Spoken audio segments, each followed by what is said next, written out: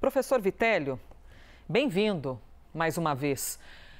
Por favor, para a gente compreender, se é um pior momento da guerra, se não tem clima, como é que haveria de ser essa reunião de acordo?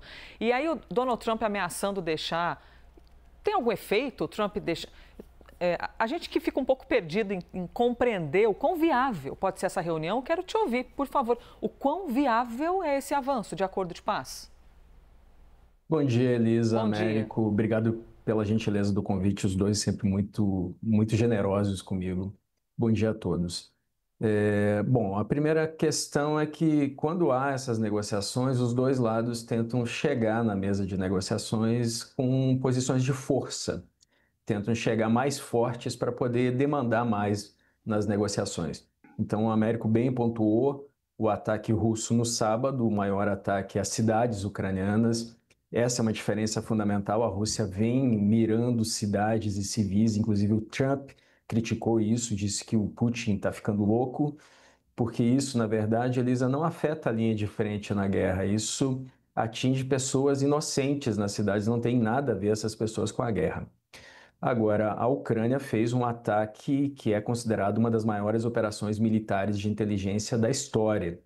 Esse 1 ano e meio que o Américo citou de preparação para essas operações parece ter sido fundamental, foi muito bem sucedida. A Ucrânia conseguiu destruir, para a gente ter uma ideia, 1/3 de todos os bombardeiros russos.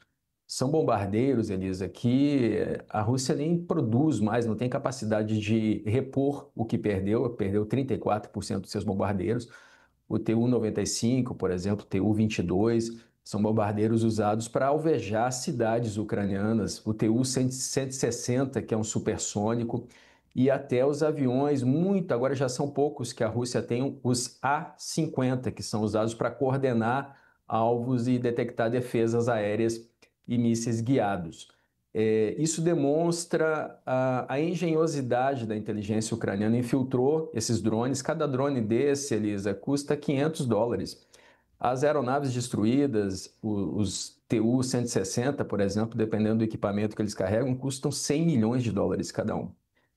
Segundo o Financial Times, o prejuízo é de $7 bilhões para a Rússia, mas não é tanto o dinheiro, é a incapacidade de repor esses equipamentos nesse momento, porque uma coisa é repor mísseis, outra coisa são as aeronaves que disparam esses mísseis.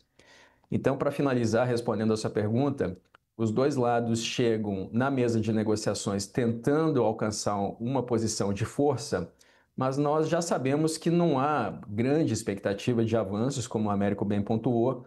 A Ucrânia está sendo representada pelo ministro da Defesa, o Rustem Umerov, e a Rússia novamente por um assessor de segundo, terceiro escalão, que é o Vladimir Medinsky, um assessor do Putin, que não representa, na verdade, não tem grandes poderes de negociação. Isso tudo parece uma estratégia para o Kremlin ganhar tempo, Elisa. Nossa, Américo, um assessor então de segundo, terceiro escalão, até me lembrou aqui, nós Brasil, no diálogo com o Trump, né? Que a gente não dialoga com o Trump, nem com o ministro, o sub do assessor, do assessor, do assessor, e que traz essa ideia de, não estamos com essa bola toda. E aí o mesmo ocorre então a Ucrânia e a Rússia, né, Américo? Até eu te passo a palavra e até já te trazendo para a conversa aqui, por favor, com o professor Vitélio. Exato, Elisa. Na verdade, a Rússia dando um sinal aí que dá uma prioridade baixa a essas negociações, porque não está, por exemplo, o Lavrov, que é o ministro das Relações Exteriores, chefiando essa delegação. Está um subordinado dele de um escalão mais baixo. Então, a Rússia dando sinais aí de que aceita conversar, mas não está dando essa prioridade toda. E eu queria aproveitar, mais uma vez dando bom dia ao professor Vitélio, para perguntar: professor, na verdade nós estamos falando aqui de mensagens que estão sendo enviadas, inclusive para Washington, para o presidente Donald Trump, que gostaria de acabar com essa guerra. Então a Rússia, quando manda, por exemplo, um assessor de nível mais baixo, está dando um recado claro. Quando a Ucrânia ataca essas bases de uma forma espetacular, como fez, também está dando um recado, inclusive para Washington, dizendo que não pode ser forçada a um acordo a qualquer preço. Como é que o senhor acha, primeiro, se eu estou correto nessa análise, e como o senhor acha que os Estados Unidos, e especialmente o presidente Donald Trump, vão ler essas mensagens? Corretíssimo, Américo.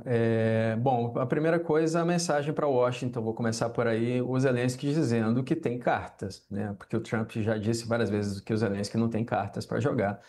Nós sabemos que a Europa não pode prescindir de uma ocupação total da Ucrânia, isso não pode acontecer, porque a União Europeia, sobretudo, considera essa uma guerra contra o seu território, não só contra a Ucrânia. Por isso que, nesse momento, nós vemos a União Europeia numa corrida armamentista de 800 bilhões de euros, está se armando como nunca fez desde a Segunda Guerra Mundial.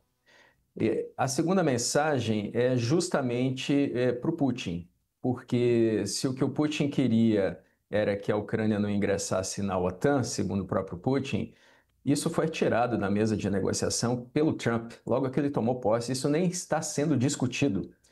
A Ucrânia não poderia ter ingressado na OTAN em 2022 porque tinha uma guerra no Donbás, a OTAN não pode aceitar países em guerra. E nesse momento a Ucrânia não está nem negociando seu ingresso na OTAN porque o Trump tirou isso da mesa. Além disso, o Donbás é ocupado pela Rússia, que era uma das razões do Putin para essa guerra. Logo, fica muito claro, e o Trump tem feito esses questionamentos, que o Putin quer não é uma região da Ucrânia.